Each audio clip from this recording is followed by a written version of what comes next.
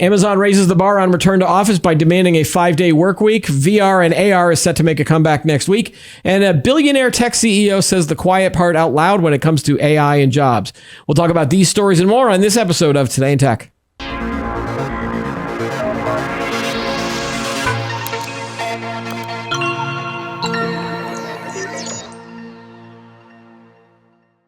Hi, everyone. Welcome to Today in Tech. I'm Keith Shaw. The guy behind the monitors is Chris. Hello, sir.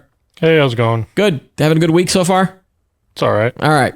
And our guest co-host once again this week is Jack Gold. He is the principal analyst for Jay Gold Associates and a frequent guest on this show. Welcome back once again, Jack. How are you? I'm great. Thanks, Keith. Thanks for having me. You know, when I write the script out, I always say, welcome back, Jack, but then that just sounds really like it's a start of a song. It's a TV show, right? well, welcome back, Cotter. Yeah. Oh man, I think I just fell into the old man trap. All right, let's jump right into the stories for this week. Amazon made a big splash this week where they are instructing corporate staffers to spend 5 days a week in the office. CEO Andy Jassy wrote in a memo early last week. The decision marks a significant shift from Amazon's earlier return to work stance, which required corporate workers to be in the office at least 3 days a week. Now the company is giving employees until January 2nd to start adhering to the new 5-day-a-week policy. Corporate employees will be expected to be in the office 5 days a week, quote, outside of extenuating circumstances, or unless they have been granted an exception by their organization's S-team leader, Jassy said, referring to the close-knit group of executives that report to Amazon's CEO. Quote from the memo, before the pandemic, it was not a given that folks could work remotely 2 days a week, or they could work remotely 2 days a week, and that will also be true moving forward. Our expectation is that people will be in the office outside of extenuating circumstances. Amazon said it would also simplify its corporate structure by having fewer managers in order to remove layers and flatten organizations. Each S-team organization will be expected to increase the ratio of individual contributors to managers by at least 15% by the end of the first quarter of 2025. Individual contributors refer to as employees who typically do not manage other staffers. So it's unclear whether this change will result in the elimination of some manager positions. An Amazon spokesman did not immediately respond to a request for comment. Thoughts on this? And there's another story that we're going to talk about as well about more research on this in this whole return to office mandate. Seems like everybody you talk to around this is either split one way or the other. And we've talked about this on the show many times since the all of the return to office mandates came about. But thoughts in particular around Amazon in this case, Jack? Yeah, everyone concentrates on the effect on me. I don't want to go to the office. I want to stay home and, I don't know, take care of my kids, walk my dog, whatever it is. But there's a wider effect to this that people often don't think about. And that is that, and especially a company like Amazon, you want to go out and hire the best talent you can possibly get. What happens if that best talent is in Des Moines, right, or Cincinnati or Cleveland? There might be an office, I don't know, but I'm assuming there are no AWS offices there. And so you're basically precluding yourself from hiring a bunch of folks that would work very well remotely, but because you have a non-remote policy, I guess they have exceptions, everyone has exceptions, but it makes it much more difficult to get the talent. And frankly, after COVID, a lot more people moved. They left San Francisco, they left New York, they left Boston for more financially attractive climes, right? We have friends that moved to Cleveland. They're going to be in a real shock when they get a winter, but that's a whole different problem. But there's a lot of that. There's a lot of that went on. And so yeah. I think these guys are not taking that into account. Not everyone's going to move to Seattle. I think that they understand that, but it feels like the greater pressure on them are all of the studies that say that when you are in an office setting, you get more collaboration going on, and that the technology solutions for having remote employees, such as Zoom calls and all of these things, do not foster the type of collaboration needed or desired. Now, that's the nice way of saying things. And we've also speculated on the real reason that they won't tell you, or at least up front, is that, all of this office space is costing these companies lots of money, especially if they're empty. And I think at some point, someone walking around a building and seeing empty offices has got to go like, why are we paying all this money to do this? And they can't get out of the leases, or they, so then the easy fix for them is, well, we'll just get these people back in the office so that we're justifying the cost of this of this office space. Yeah. And that's part of it too. I mean, I think that's why, Apple, how many billions of dollars did they spend on that circular campus thing? And the spaceship? The spaceship thing. And, and if I'm Tim Cook and I'm walking around and going, where are everybody? And they're like, oh, well, they're all working at home. Yeah, they might be productive, but, from a CFO standpoint or someone who looks at the dollar signs a lot, you got to be looking at this and going, yeah, we got to get people back in these offices. Well, I think there's something to be said about working all under the same roof. You know what I mean? Like, sure, there's pros and cons of remote working, but there's also a lot of pros while working in the same room as your colleagues. You know what I mean? It's probably better, collaboration and other aspects to it. Yep. So, yeah, what's interesting too about this story is how the second half of that story, where they're talking about flattening the organization, and when you flatten an organization, that means you take all of the middle managers, and you chop all those positions out. So, he's also talking about kind of making it so that you'll have senior level executives, and then you'll have everybody else that's doing the work, the frontline workers or whatever, and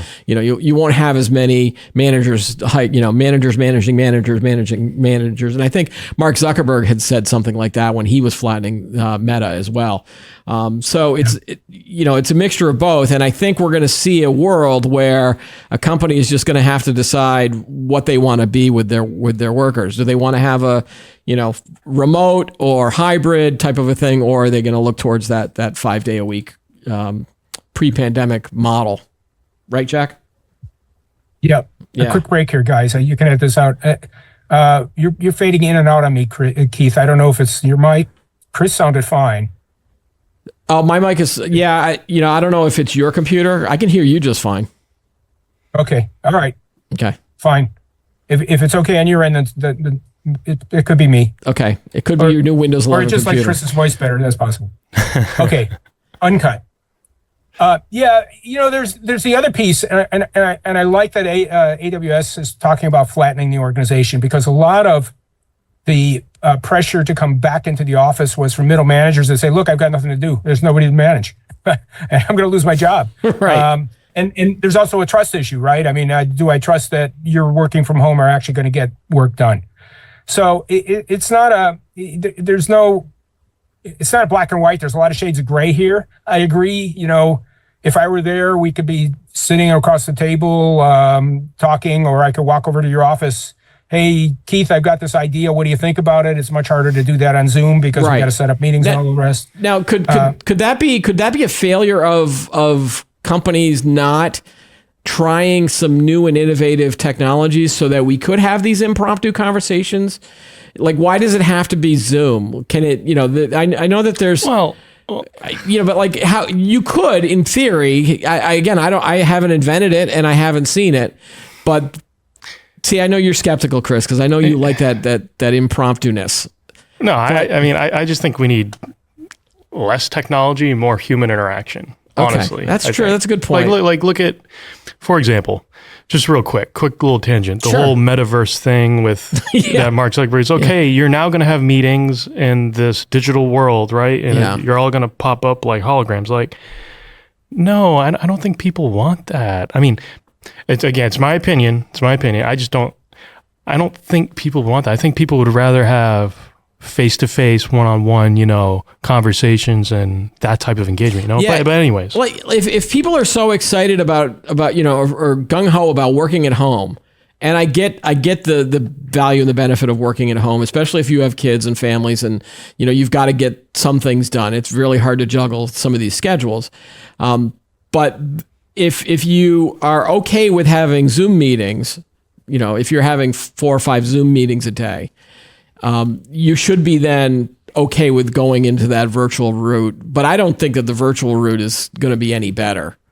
Well, the thing is that since everyone is remote, you're probably going to end up having more meetings than you would if you were in person, because you have to make up for that time of not being around one another. You know what I mean? Yeah. Because now you hear all the time, oh my God, I have 6 Zoom meetings today. I have so many Zoom meetings today. It's like, well, yeah, you're separated from everybody else.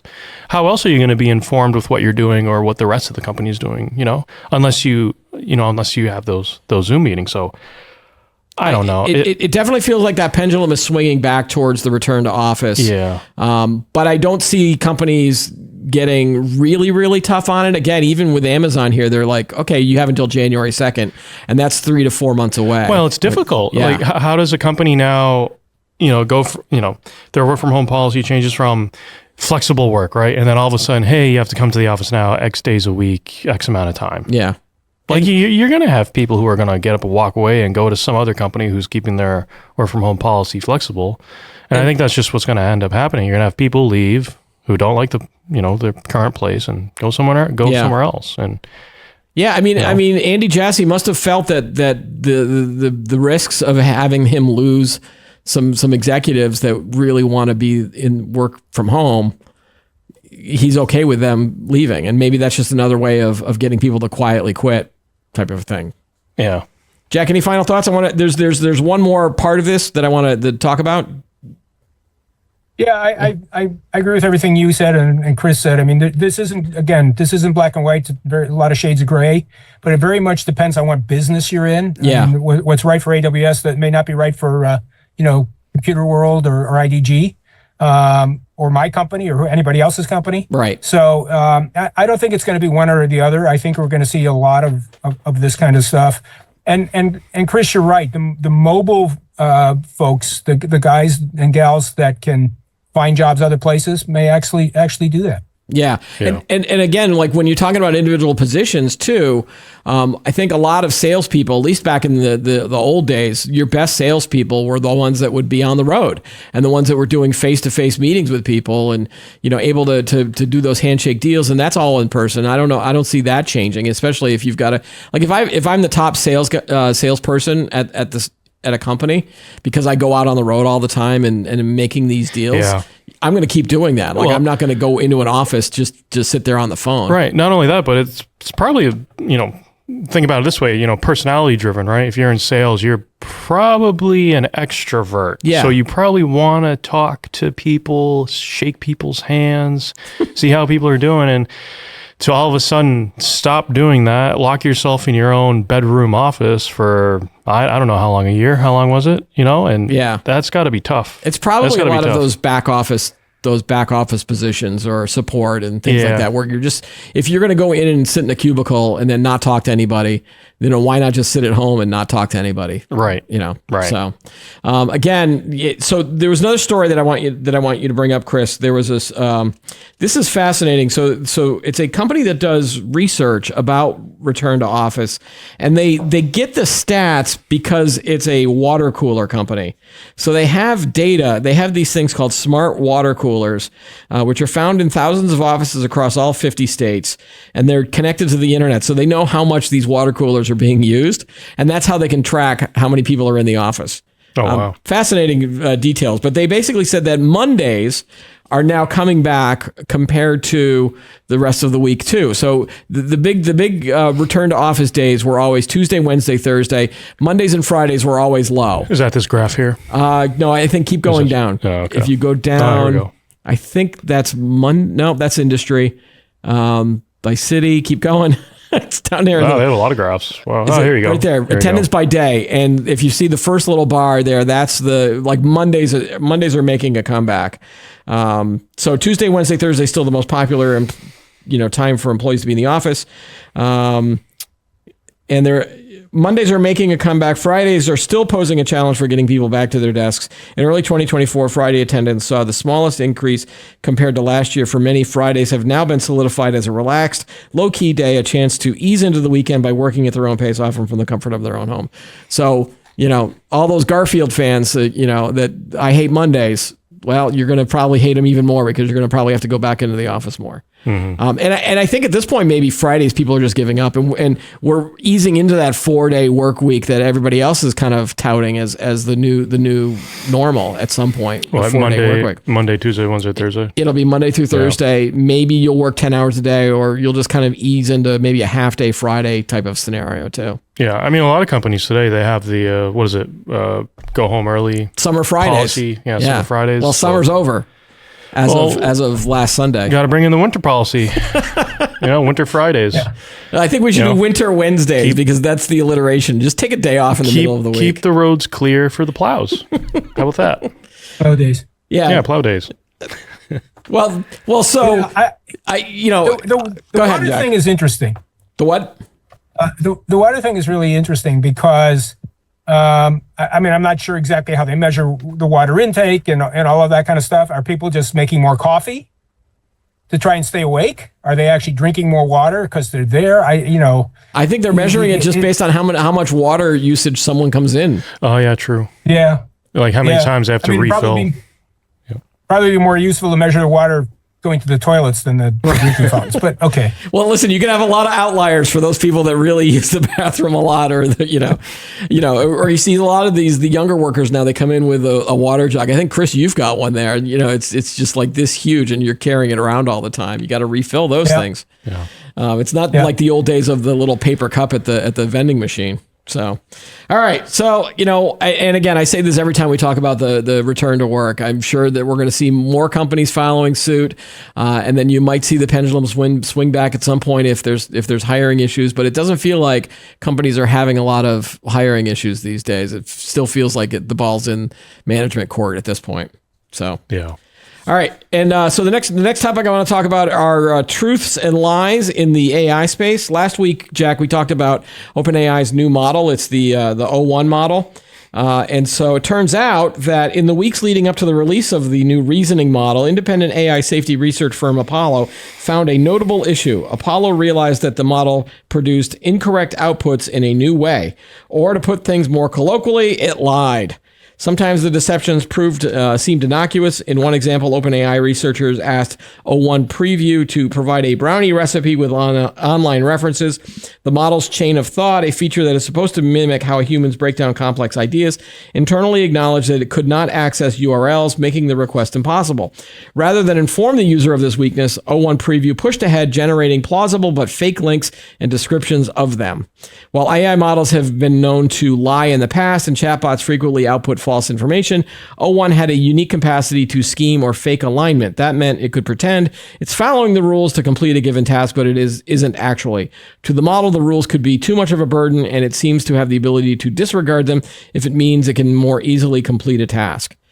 So, once again, we have a model that everyone's touting as, okay, we're getting closer and closer to really advanced AI, AI, but in the, it's possible that they'll just make up stuff if you don't know. And like, if you did that with a human, they'd be like, why can't you just say, I don't know? Like, why does it feel like it has to make something up, Jack?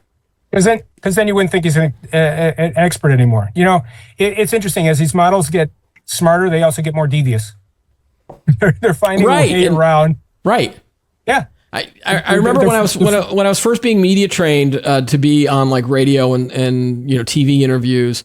I always felt like I needed to sound like an expert in whatever topic I was being asked. And the person who was training me said, don't ever do that. Don't ever just make up stuff. Don't ever try to pretend that, don't use the $10 words and just the word salad that comes out. Just kind of just go, if you don't know the answer to the question, just say, I don't know. That's not my field of expertise, or I'm not really familiar with that, but, and then answer the next question. And but the AI hasn't learned that yet. Well, and what are we trying to teach AI to do, right? We're trying to teach AI with all these big, monstrous, massive models to know everything about everything. Because what we want to set them up to do is to say, ChatGPT, you can go in and ask it anything. Right. Well, if you ask it anything that it doesn't know anything about, or has only seen 3 articles about on the internet, it's going to make something up. Right. And how do we know it's just, it's not real or it's made up, or, as I say, devious it's trying to find a way around it's looking stupid. And there's really, that's what we're doing. And there's no understanding about that the 3 articles that it may have read were actually true as well. I mean, there's so much garbage on the internet sometimes too. And that's how we get the glue on pizza thing. Right. So yeah, I wasn't really happy to hear this news, but maybe they'll figure it all out, I'm sure, at some point, and then they'll hype up another thing. The other thing that was interesting is I was reading a lot of it. Yeah. When we talk to a human, what's that? How do I know? Is it any different than when we talk to a human? How do I know that you're an expert in something? I can ask you a question, Right. How did they make that sign behind you? And you can give me this long description of how they actually make neon signs, but do I know whether or not you know anything about neon?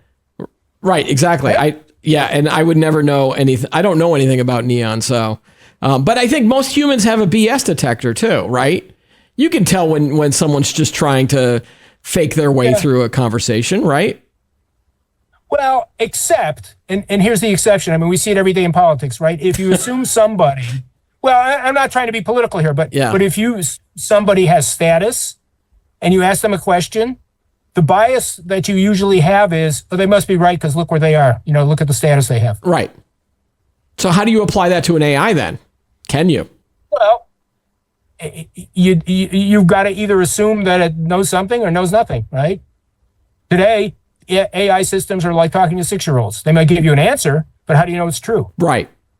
And a lot of these, the new models that they're giving examples to are on complex questions, but they're complex math or science questions that we already know the answer to.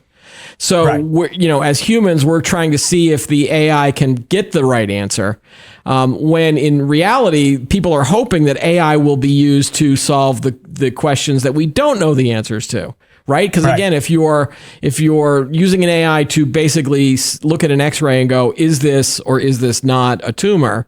Or if you're using it in space and you're trying to figure out the history of the universe or whatever, there's a lot of things that we don't know the answer to. And so how can we be sure that when we ask this question to AI that they're going to give us an answer that we can believe or trust? Because they might just be making that stuff up too.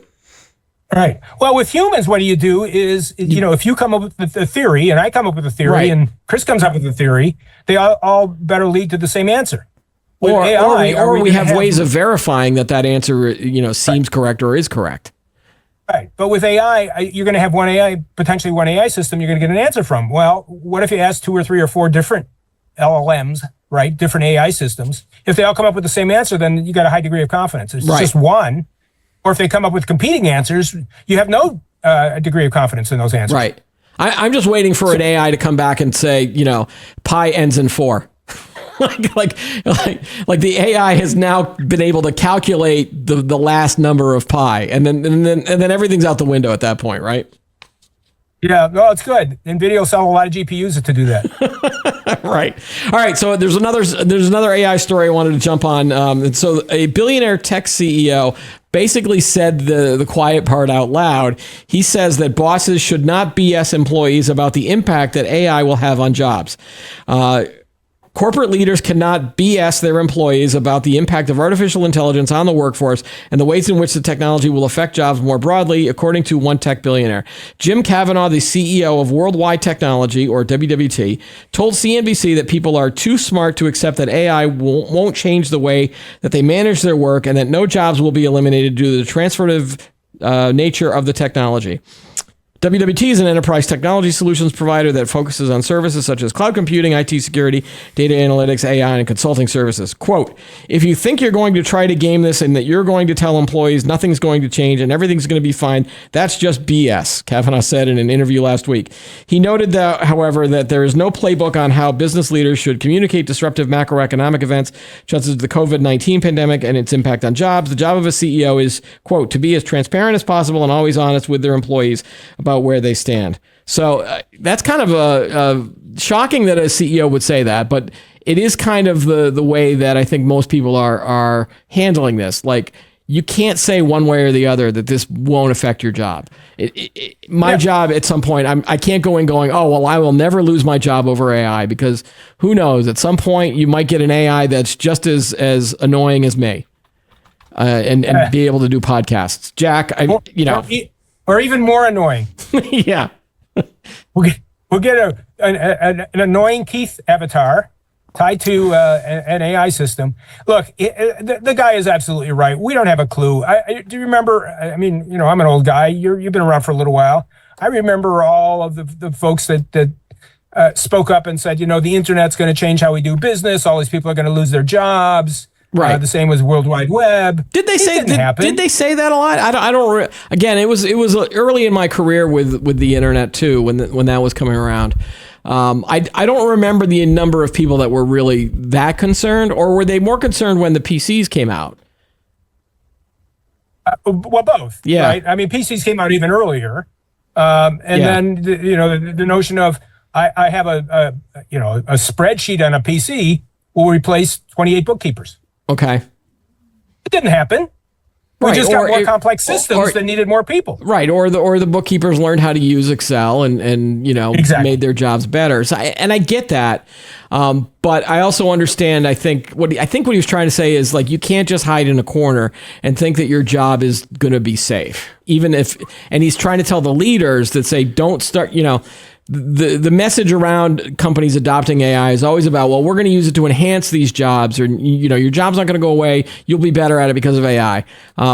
There are some jobs out there that will go away. And so as a worker, you have to understand that, you're not as indispensable. See, again, there's a word I can't, this is why I'm going to get fired. Indispensable. You're not indispensable. Which means, I guess, everybody is dispensable. It also should be a warning to workers that you can't be complacent. You have to keep up with the times. You have to learn new skills, right? And as some of these low-level skills kind of go away, build some higher-level skills that'll make you valuable, that AI isn't going to be able to handle, at least not for a long time. Right. And I think that's been true throughout history of all technology. So, yeah, I just found it was interesting that someone was not touting the general corporate line of, everything's everything's all fine with AI, and you'll be safe. He's probably not a public company.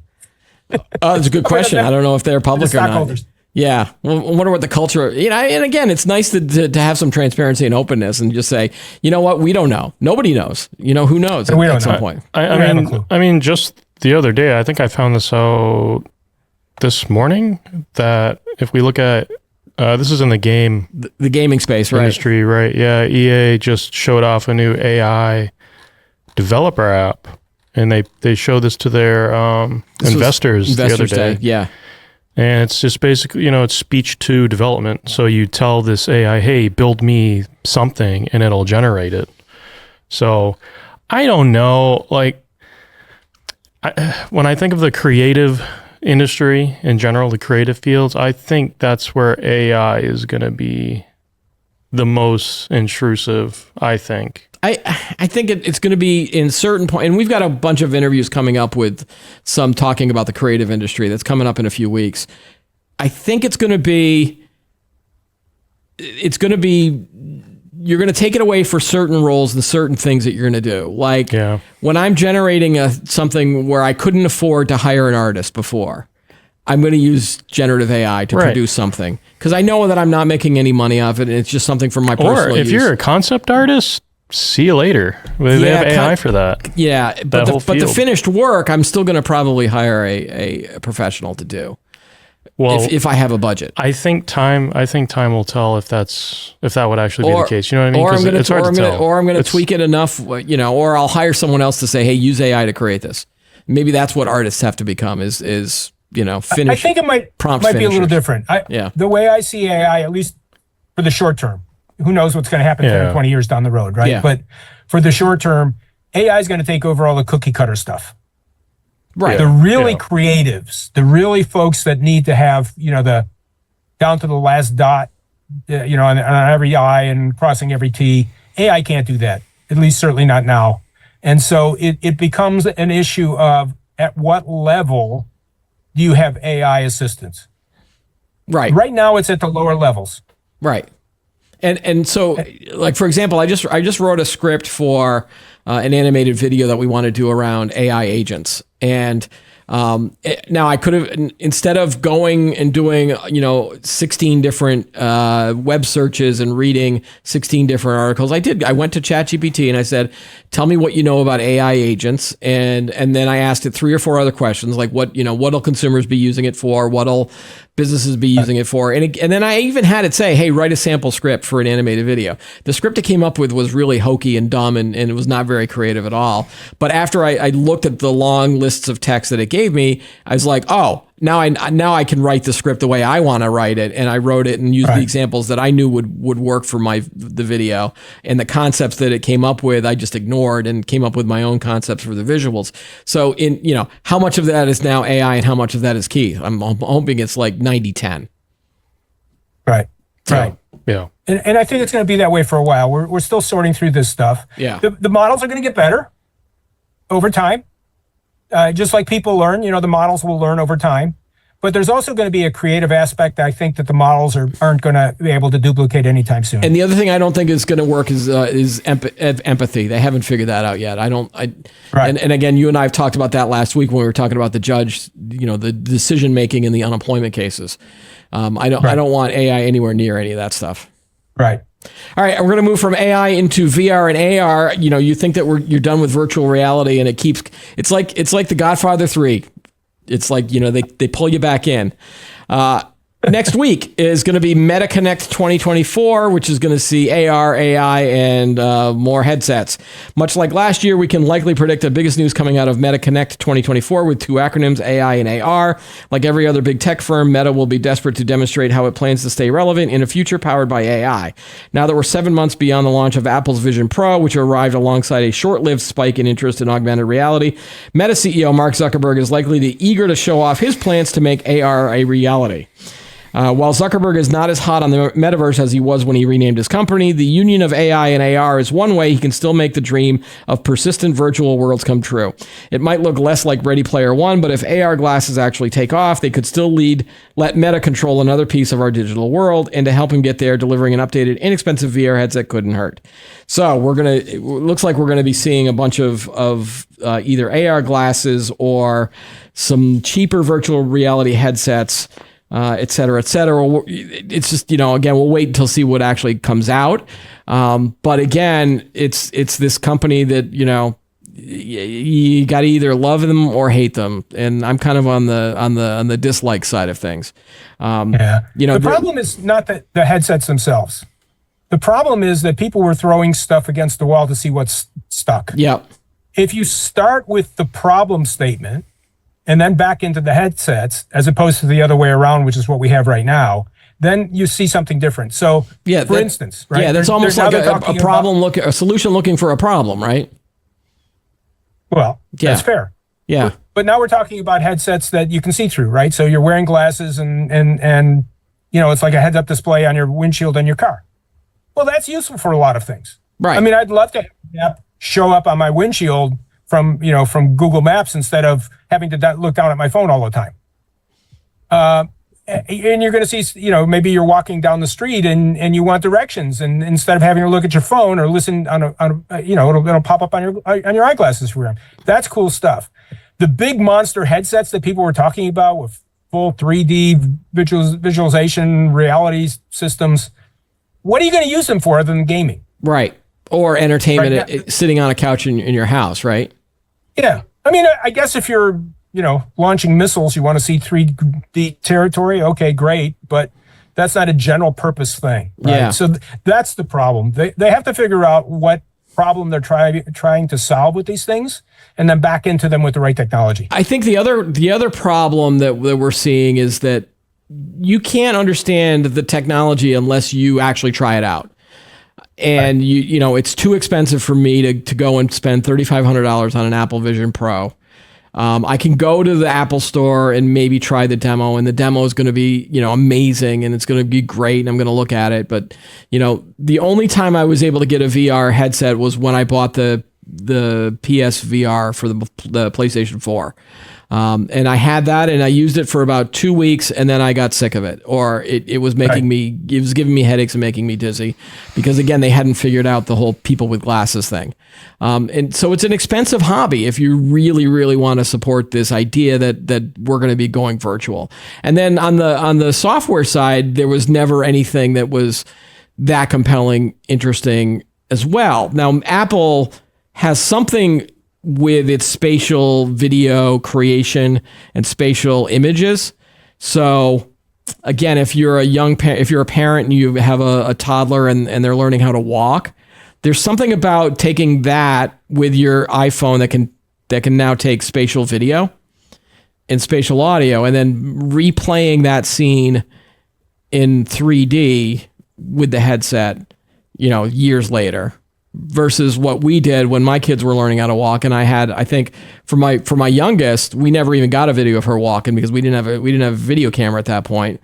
And then my youngest, we had a phone, and that video I've saved. So the only one of my 3 kids where I have a video of them taking their first steps was on an iPhone. So things like that, where it's user-generated content in the future, might make it more interesting to have something like this. But again, it has to be on a headset that everyone can afford. It can't be $3,500. And it has to be easy to use. I mean, your description is great about, your kids' videos. The reason you didn't have videos of your first kid is not because there weren't video cameras around. No, yeah, I just didn't have one. Because they were expensive and hard to use, right? Right. iPhone, once you got your iPhone, they built it in. Everyone was there. So same with music players. Not everyone had a music player early on. But when they started putting them in phones, everyone had a phone. And so you started listening to music all the time. Right. So do you think Do you think that we're going to get there with headsets, or it's going to be in a form factor of like a glass, pair of glasses? It might be a little heavier, but still, I don't know. Yeah, it's got to be something that isn't going to give me a headache. One, right, isn't going to cost me $3,000. Right. Although phones are getting up there, so I don't know. Maybe people will pay for it. It is going to have a real solution to a problem that I have to solve. Right, and we haven't really figured that out other than entertainment and gaming. I'm not going to spend that kind of money on gaming. It isn't going to happen. Like in an office, you're never going to want to be in a virtual world, right? That's pretty much a given at this point.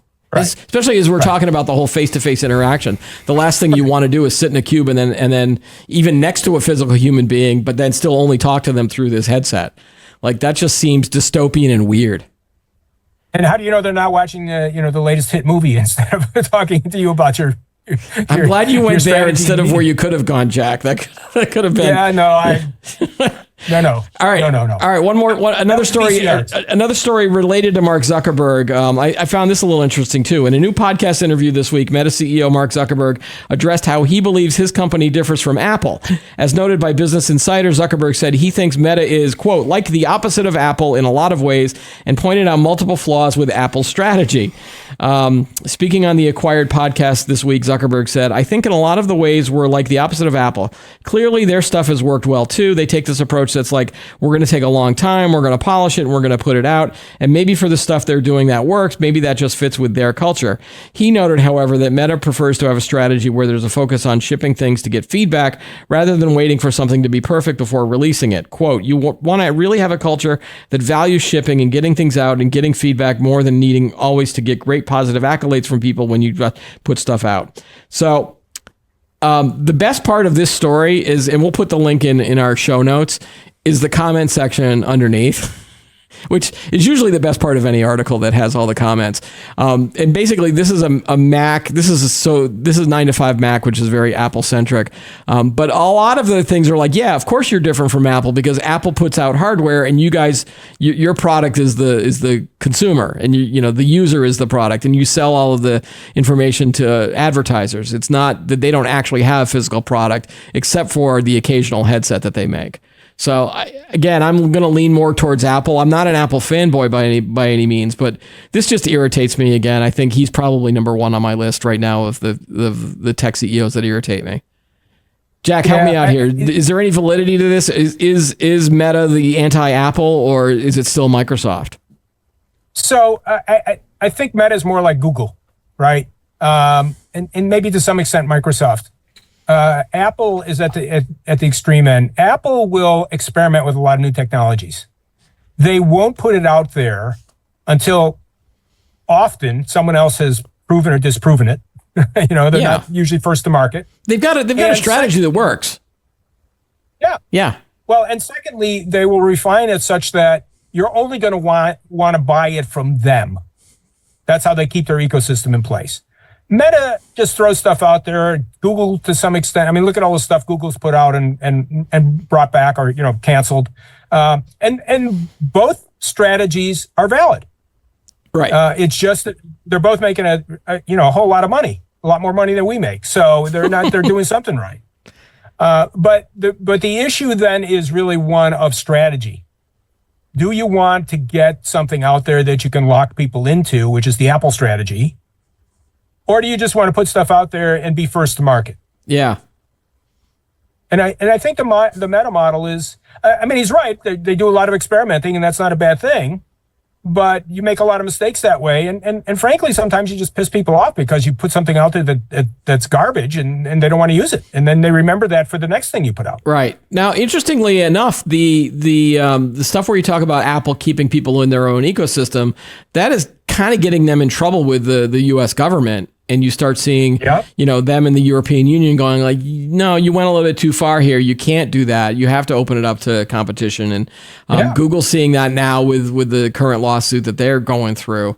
So maybe the idea of keeping everybody in your own ecosystem is not that good, especially if you become a dominant player in a certain market or position. And we've seen it all before. I mean, I remember way back when, people don't remember this anymore because they don't see them very often. Xerox machines. Yeah. They had every patent there was in the world on Xerox machines. And the government finally broke them up and said, no, you got 98% of the marketplace. That doesn't work. Right. So we've seen it there. I mean, we've seen it with other things as well. Monopolies are bad things generally from an innovation perspective. Right.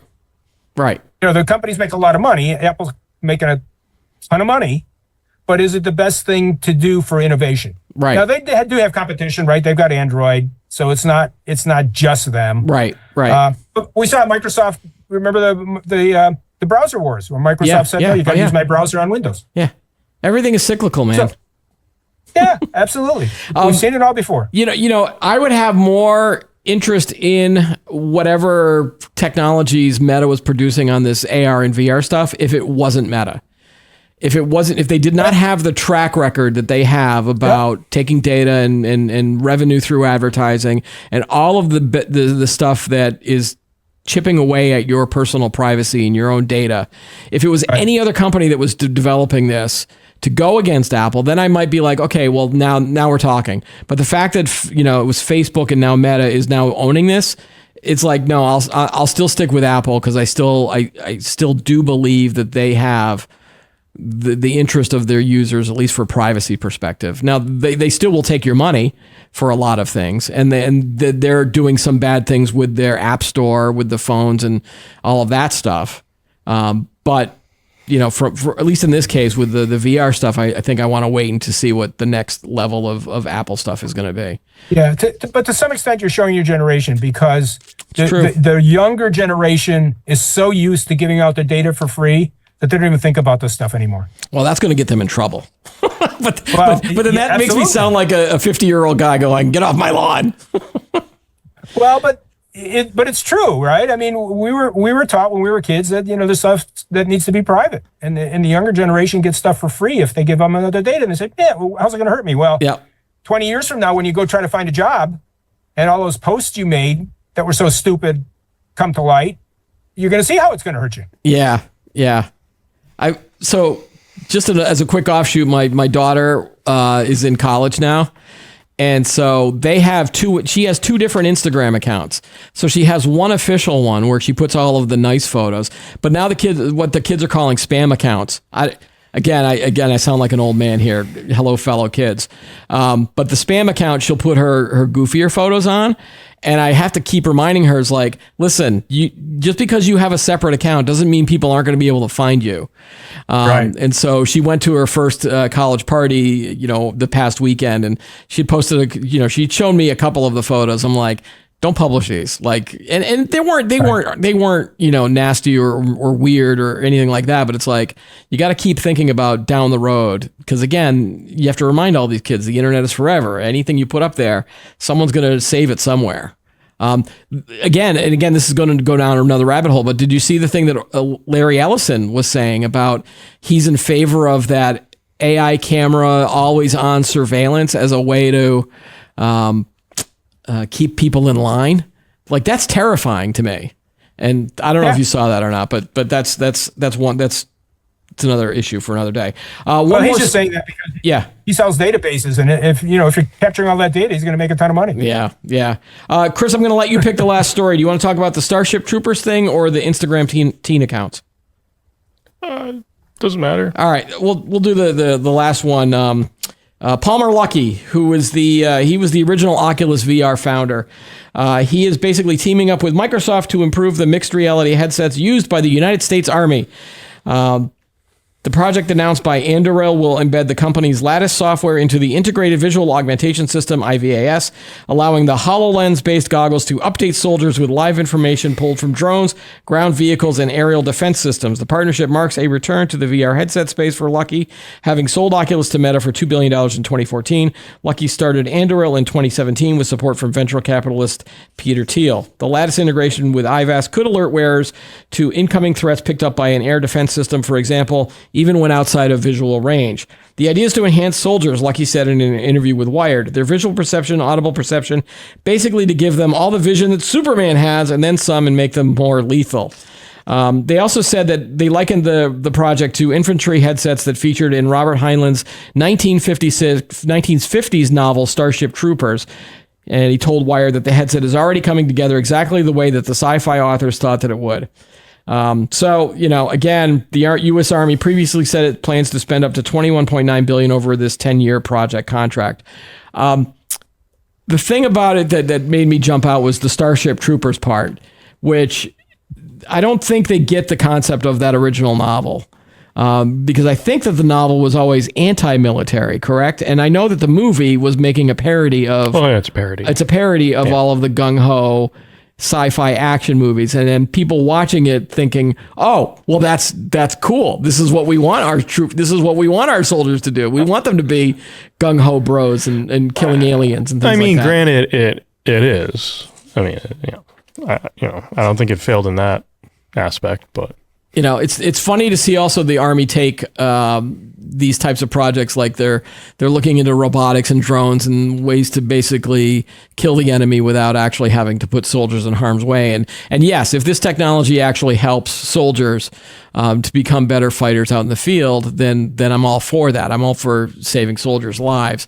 But I think what they're going to find with a lot of these headsets, again, just like the way everybody else is, if they're too bulky, the soldiers aren't going to want to have it. And because, again, they have to carry so much equipment with them in general that I don't think you want to add more stuff that's going to even weigh them down even more. It may even be worse than that. So think about this. You're a soldier in the field. Somebody gives you a headset so you can see planes coming from, 500 miles away before they're going to bomb you. Yeah. But you can't see to fire your rifle at the guy in front of you. It's going to be like this. This is what happened. This is why stormtroopers in Star Wars were so bad shots. Like, that was an explanation that was actually given, was that because through the helmets that they had, you couldn't see anything. Yeah. And so it was very hard to shoot, Luke Skywalker. Yeah. I mean, other than the fact that Luke is the hero in that movie. Right. But it's a balance, right? That's something that people don't necessarily talk about today. There's got to be a balance between what you see in a headset that's supplemental to you and what you can actually see on your own that you can act on. It can't be one or the other. It's got to be both integrated, and we're not there yet. Right. Now, obviously, if a headset is able to provide information about different targets that are in front of you, maybe like this is or auto targeting type of things, or things like that, that is fine as well. And I can't remember where I was going with this. I'm sorry. I had go ahead. No, but we see that on heads-up displays today for pilots, right? Or on the shield, on the flying shield, right? No, that jet you see 3 miles away is one of ours. Don't shoot at it. Right. I just remember what it was. It's like you're going to have all of this targeting information. You're going to have all this cool stuff, and then right before you're about to fire, you're going to get a pop-up ad. And then the pop-up ad is going to come up, and it's going to have this little tiny X that you can't get rid of, just like on your mobile phone whenever you're playing a game or something like that. So, all right, they got to keep the cost down somehow. Well, yeah. I mean, you got to pay for this technology one way or the other. Whether you know what the pop-up ad will be? Join the Army and see the world. There you go. All right, Jack Gold, again, thanks again for being on the show with us this week. Always interesting in talking to you as well. Bye, Jack. Thank you. All right. That's all the time. That's all the time we have for today's episode. Don't forget to like the video, subscribe to the channel, add any thoughts you have below. Join us every week for new episodes of Today in Tech. I'm Keith Shaw. Thanks for watching.